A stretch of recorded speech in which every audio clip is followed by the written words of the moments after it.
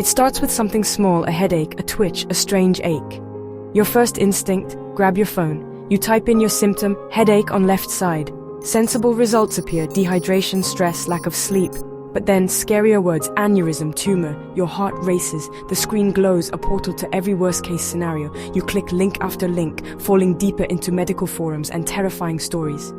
The original headache is forgotten, replaced by a monstrous fear. Suddenly, you're not just a person with a headache. You might have a rare, life-threatening disease. You start checking your body for other signs. Is that mole new? Was my pulse always this fast? The room feels smaller. Your breath shortens. You've fallen down the rabbit hole of Dr. Google, and it's hard to climb out. This spiral is familiar for many of us. A modern form of self-torture, always available. The internet promises knowledge, but often delivers anxiety. It doesn't know your history or your tendency to worry. It just gives you raw data. Our brains, wired to spot threats, cling to the most dangerous possibilities. The physical sensation becomes secondary to the mental panic. It's an exhausting cycle, turning a simple feeling into a crisis. We seek information to feel in control, but end up feeling powerless. The vastness of the internet makes the world feel more dangerous. That tiny headache becomes a symbol of your own mortality. This feeling is heavy and isolating, but you're not the only one carrying this weight. The urge to know is universal, but the internet rarely soothes it. Instead, it amplifies our fears.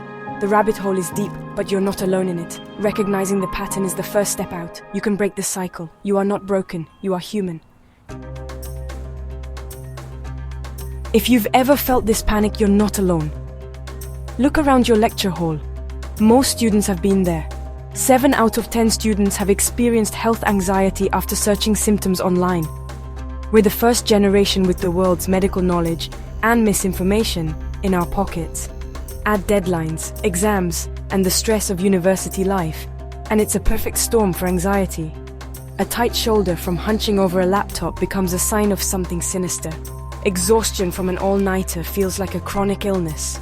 Our nervous systems are on high alert, and the internet feeds that alertness. University is a time of huge change, managing your own health for the first time. When a real doctor isn't nearby, Dr. Google is a tempting substitute. But it's a terrible doctor. No context, no reassurance, just endless possibilities. Our anxious minds focus on the worst ones. Remember, 7 out of 10. The person next to you might be fighting the same battle. The friend you texted last night might have spent hours convinced they were sick. This doesn't erase the fear, but it makes it less lonely. It's not a personal failing. It's a shared human experience. You are not broken. You are human, and you are not alone. This is a common struggle. Together we can face it. Sometimes, hearing from others is the best medicine. Online forums are filled with students sharing their worries. One wrote, "I had a panic attack in a lecture because my heart skipped a beat. I was convinced it was a heart attack. I spent a week checking my pulse, unable to focus." Another, "During exams, every headache is a brain tumor. I know it's stress, but what if it's not? I lose hours to Googling and fear. And I don't talk to friends about it. I don't want to be the anxious one. It's like my brain is stuck on a loop." These voices prove you're not alone. The fear feels real, but so does the relief of knowing others understand. Someone out there gets it, right now. Health anxiety feels new, but the fear of sickness is ancient. The Buddha said, "The root of suffering is attachment." We're attached to perfect health and certainty. When a strange sensation challenges that, we suffer. Jung said, "What you resist persists." The more we fight scary thoughts, the stronger they get. Instead of resisting, acknowledge the fear. I see you, fear. This takes away its power. You don't need to be a monk or a psychoanalyst, just borrow their tools.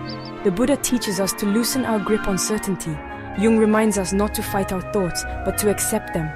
Acceptance doesn't mean giving in to fear. It means living with uncertainty. Bodies make strange noises. That's normal. Ancient wisdom won't cure anxiety, but it can help you walk with it more calmly. You're part of a long line of humans learning to cope. Health anxiety isn't just in your head. It changes your brain and your sleep. Your amygdala, the brain's alarm system, becomes overactive, seeing danger everywhere. Stress hormones flood your body, making you exhausted and on edge. Sleep becomes difficult. Your mind scans for symptoms in the quiet. Studies show people with health anxiety are 60% more likely to have insomnia. Lack of sleep weakens your rational brain, letting anxiety take over. You wake up tired, feeling worse, and the cycle continues, but knowing this is empowering. Your struggle is biological, not a weakness. The cycle of worry, stress, and poor sleep is real, but cycles can be broken. Small steps to calm your nervous system and improve sleep can rewire your brain. Teach your amygdala that not every sensation is an emergency. Reclaim your rest and your peace of mind. Understanding the science is the first step. You can break the cycle. The first step to breaking the cycle? Address the source, the internet. Time for a digital detox. You don't have to ditch your phone, just set boundaries for health searches. The goal: stop feeding the anxiety monster. Make a rule: no Googling symptoms for 1 week. Write it down. Tell a friend. Put a sticky note on your laptop. When the urge to search hits, do something else. Make tea, play music, text a friend. Create space between the feeling and the action. It will feel uncomfortable. Your brain will insist you need to know. But that's anxiety talking. Searching rarely helps, it usually makes things worse. Remember the last time you fell down the rabbit hole? Did it help? After a week, reassess. Did the urge to search lessen? Did symptoms pass on their own? Set long-term rules? Only use trusted sites, limit your search time, or wait 24 hours before searching. Move from panic to control. You're in charge, not the search bar. The less you search, the less power anxiety has. It's a hard habit to break, but it's worth it. You can do this. Start small and build from there. Your mind will thank you. Next, change your relationship with your body. Health anxiety makes us see our bodies as enemies. Let's make them home again. Try a body scan, a simple mindfulness exercise. Sit or lie down. Close your eyes. Take a few deep breaths. Focus on your feet. Notice sensations, warm, cold, tingling, without judgment. Move your attention slowly up your body, ankles, calves, knees, and so on. Don't look for problems, just notice with gentle curiosity. If anxiety interrupts, acknowledge the thought, then return to the sensation. This separates physical feelings from catastrophic thoughts. A pain can just be a pain. Breathing is your anchor. Try box breathing. Inhale for 4 seconds, hold for 4, exhale for 4, hold for 4, repeat. This calms your nervous system and signals safety to your brain. Over time, daily body scans and conscious breathing retrain your brain to be less reactive. You'll feel safer in your own skin. Mindfulness isn't about ignoring symptoms, it's about responding with calm, not panic. Practice daily, even for 5 minutes. Notice the difference in your anxiety. Your body is not your enemy, it's your home. Treat it with kindness. You can learn to trust it again. Start today. Get the worries out of your head and onto paper. Anxious thoughts grow in the dark. Writing them down shrinks them. Try a worry journal. When anxiety builds, write exactly what you're afraid of. Be specific. I have chest pain and I'm afraid it's a heart attack. Write down the what-ifs. Don't censor yourself, just pour it out. Once it's on paper, it's less scary. Just words, not monsters. Now challenge the fear, list evidence for and against it. For, my chest hurts. Against, I'm young, healthy, stressed, and this has happened before. This engages your rational brain. You can also schedule worry time, 10 minutes a day to write out fears. This keeps anxiety from taking over your whole day. It's a way to tell your brain, we'll deal with this later. You're back in control. Writing is a release, not just a record. Try it for a week. See how your anxiety changes. You don't have to carry every worry alone. Let the page hold some of the weight. You're stronger than your fears. Overcoming health anxiety isn't a solo journey. The tools, digital detox, body scan, worry journal work best with connection.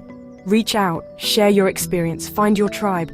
Your tribe could be friends, family, a counselor, or an online group. Sharing your story is brave, and it gives others permission to share theirs. You'll find you're not alone. Vulnerability brings empathy, not judgment. Connection is the antidote to shame.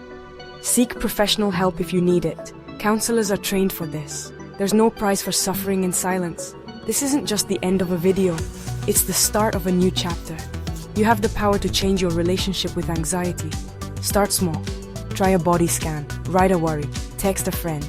Every step forward counts. You're not alone. We're a community, learning together. If this helped, share your thoughts below. Like and subscribe for more guides on student mental health. Your story matters. Let's talk about it.